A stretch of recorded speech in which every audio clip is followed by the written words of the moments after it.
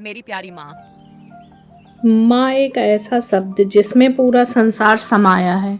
माँ सिर्फ जन्म देने वाली नहीं होती, बल्कि वह भगवान का वो रूप है जो हर पल अपने बच्चे के लिए जीती है। आज मैं आपको सुनाने जा रही हूँ एक ऐसी ही माँ की कहानी जो अपने बेटे के लिए किसी चमत्कार से कम नहीं थी। ये कहानी है आरव की, जो एक छोटे से गांव का रहने वाला था। बचपन से ही आरव पढ़ाई में अच्छा था, लेकिन घर की हालत बहुत खराब थी। पिता खेतों में मजदूरी करते और माँ घर घर काम करती। हर रात जब बाकी बच्चे सो जाते तो आरव को किताबों में डूबा देखकर उसकी माँ कहती, बेटा, तकलीफ़ें ज़रूर आती हैं, लेकिन जो जिम्मेदारी उठाने को तैयार रहते हैं वो कभी हारते नहीं। उसके ये शब्द आरव की जिंदगी का मंत्र बन गए थे। दिन बीतते गए, गरीबी इतनी बढ़ गई कि कभी कभी खाने को भी तरसना पड़ता।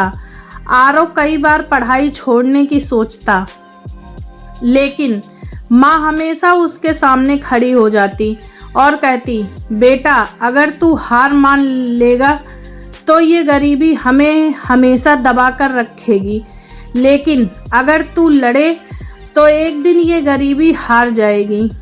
माँ खुद भूखी रहकर बेटे को खाना खिलाती। बरसात के दिनों में जब छत टपकती तो माँ रात भर उसके ऊपर कपड़ा पकड़कर बैठी रहती ताकि उसकी नींद और पढ़ाई खराब ना हो। आरव ने माँ के शब्द को दिल से लगाया और जी जान से पढ़ाई की। दिन रात की मेहनत और माँ की दुआओं का असर ये हुआ कि आरव ने बड़ा एग्ज़ाम पास कर लिया और शहर की बड़ी यूनिवर्सिटी में स्कॉलरशिप पा लिया। उस दिन माँ की आंखों में आंसू थे, लेकिन वो आंसू दुख के नहीं बल्कि खुशी के थे।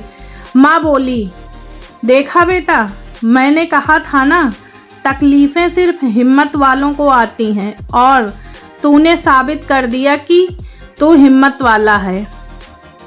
सालों की मेहनत के बाद आरव एक बड़ा अफसर बन गया। गांव लौटा तो सबसे पहले अपनी माँ को गले लगाया और कहा, अगर माँ ना होती तो मैं आज यहाँ तक कभी नहीं पहुँच पाता। मेरी जीत सिर्फ मेरी नहीं है, मेरी माँ की है। गांव वाले आज भी कहते हैं, आरव की माँ सच में भगवान का दूसरा रूप थी। दोस्तों, ये थी कहानी मेरी प्यारी माँ की। माँ का प्यार और आशीर्वाद हमेशा हमारे साथ रहता है।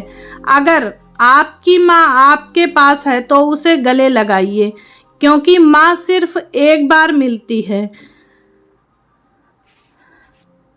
अगर ये कहानी आपके दिल को छू गई हो तो वीडियो को लाइक करें और शेयर ज़रूर करें, और हाँ, चैनल को सब्सक्राइब करना ना भूलें। मिलते हैं आपसे अगली वीडियो में, तब तक के लिए धन्यवाद।